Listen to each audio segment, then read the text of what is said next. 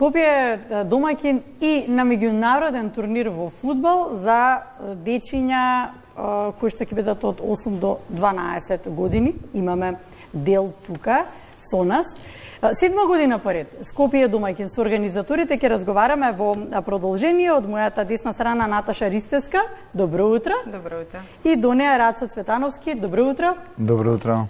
7 година поред ќе дадеме предност на дамата. Веројатно веќе и си ги знаете сите текови во организацијата, но има ли новитети за годинава? Кого ќе угостиме се? Значи, нашиот турнир Кулкуп 2024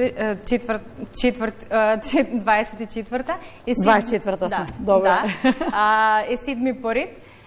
Ги угостуваме екипите од Република Македонија, значи акцент ставаме на нашите домашни екипи. Ќе имаме екипи од Србија и Бугарија. Добро, 80 екипи. Точно така, 80 екипи, над 1000 учесници. Како ќе се справите со Сега сакав да прашам. овие палавковци? Па 7 години поред искуството ни го покажува дека можеме да се справиме со дечињата, сепак таленти се, забава, спорт. Добро, се справувате меѓутоа како рецептот, дајте го. Таен. Со по едно дома не можеме да се справиме, а не со 1000. Секој индивидуално да се изборува. Рацо, ќе ве вклучиме каде ќе се одржува турнирот 7, 8 и 9 септември. Турнирот се одржува на стадионот Цементарница, каде што ние секојдневно ги одвиваме тренизите. Веднаш ќе прашам дали има место за сите мајки, татковци, баби, дедовци. Да, се е организирано. Они се веќе како што најавивте 7 година, не е прва година, веќе се знаат, се има и штандови. Буквално гледаме за сите возрасти да посветиме внимание. Ова се инсерти од минатите години, добро освен неверојатната дружба која што ќе имаат, меѓусебното запознавање, можноста да си ги измерат силите, така? Зошто е толку значаен, Наташа, овој турнир за децата? Пред се, како што кажавте, дружбата помеѓу дечињата, бидејќи учествуваат од повеќе локации, значи од нашата територија и надвор од територијата, а исто така и надпреварувачкиот дух излегува на терен, така да секој сака да победи, да покаже што тренираат и учат за време на тренинзите. Рацо, што е круцијално на оваа возраст за овие деца? Како ги насочувате, како ги образувате, дали бидејќи пред се оние на кои што сме им ги довериле децата да ни ги чуваат, на тие 3 пати, 4, 5, 2 пати, еднаш неделно, не е битно колку тренинзи, што ги учите, што е најбитно на оваа возраст сега? Благодарам за прашањето, идеално да кажам. Што често јас го во секојдневните разговори, бидејќи 24 часа сум поврзан со фудбалот, премногу брзаме, ги замолувам уште еднаш еве јавно родителите да не брза, да не ги оптеретуваме децата, и ние, и јас као родител, и тренерите, бидејќи најважно од се, јас се време на тренерите наши, што секојдневно се на терен, објаснувам да пренесам децата да ги научиме ние на спортска култура. Да не звучам грубо, да не се лажеме дека секој дете што тренира ќе биде фудбалер. Процентот е многу мал. Ние да ги научиме, има голема разлика, поготово кога нека ме извинат индивидуалните спортови, и тие се многу значени, но колективните спортови многу значат поготово за оваа возраст. Огромна е разликата, се става во некој систем, се учат да почитуваат еден со друг, да почитуваат тренер. Верувате им дека многу поголема почит имаат према тренерите него према родителите. Тоа пред се произлегува од рувото на родителите и она што ние како родители го наметнуваме, Јована?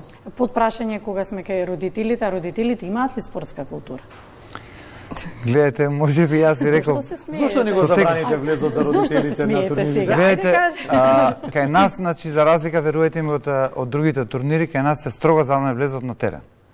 И кај нас, ако имате прилика некојаш да дојдете со камерите, видите на вратите, дури не за време на турнирот, за време на сите тренинзи, строго забрана влез за родители на терен. Родителите ако сакаат, а повеќето од нив сакаат да си најдат причина, ќе ја најдат и на трибините. Постои ли начин да се едуцираат родителите? Или е веќе доцна за нас повозрастни? Ние за жал, мислам, ние пробавме на некој начин, и тоа беше и дружба и забава, од минатата година организираме турнири за родители. И за големо изненадување наше, имаше пријавено 10 екипи, значи во посебни, само родители, например, во 2015 учествуваа. Пример, има право да учествува на турнирот. Беа само татковци и само мајки. 10 екипи имаше од од редот на татковците и 6 од мајки. Што беше? Епилогот, јас сум признавам дека мајките беа многу покултурни. Наташа, мајката. сега Мајката ќе Јас искрено и прашања за фудбал. дури татковците се изгубија затоа што им цело време нагласуваме дека нема пекари, дека нема прво, второ, трето, дека ова е забавен карактер и од друга страна јас да видам кој колку знае фудбал да игра, затоа што обично испадна дека тие што највеќе зборуваат фудбалски се најмалку подковани. кога ќе се Што ви покажат. недостасува, не? Реалноста, да, Се да. обидувате да Мајките беа многу коректни и оваа година повторно ќе организираме турнир за нив. И да не поканите. И да не, да. Јована да И да не поканите, Страдат Наташа, камерите. ако зборувавме како треба да ги едуцираме родителите, како ги едуцирате најмладите, оти сега е најважно оваа возраст. Точно, со самите тренинзи, значи тренирите, освен спортските активности, ги едуцираат прво и на спортска култура, па потоа одат тренинзите за спортска активност. И сега ќе ги слушнеме Стефан Стојановски. Добро утро, како си? Добро сум. Зошто ти го избра фудбалот, Стефан? Повели Зашто микрофонот е твој. Фудбал е многу убав спорт и многу сакам да играм зашто има многу трчање и многу е поубаво кога ќе си истрчаш него да седиш цело време дома. Па сега ни му кажувај кој ти е умилен играч. Меси. Гледаш дека ни му е Роналдо. Добро. Стефан, зошто го избра токму фудбалот? Велиш, сакам да се истрчам, да не седам, сакам да се истрчам, цела негативна енергија да излезе од мене и да се наполнам меѓу другото и со здравје, со позитивна енергија, да се дружам со другарчиња, ама имаш и други такви спортови. Зошто баш фудбал? Па пред зграда, пред во мало играме цело време фудбал.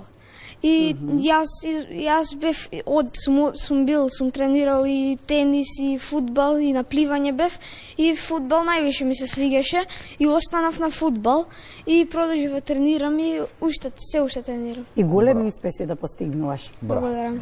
Ајде да го слушнеме Јаков. Јаков исто така Стојановски.